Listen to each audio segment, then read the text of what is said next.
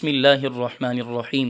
حضرت ابو ہریرہ رضی اللہ تعالیٰ عنہ آپ فرماتے ہیں کہ میرے نبی کریم صلی اللہ علیہ وسلم نے ارشاد فرمایا، آیت المنافق ثلاث اذا حدث کذب واذا وعد اخلف واذا اؤتمن خان۔ منافق کی 3 نشانیاں ہیں۔ نمبر 1، جب بات کرے گا تو جھوٹ بولے گا۔ نمبر 2، جب کسی امانت پر امین بنایا جائے گا تو اس میں خیانت کرے گا۔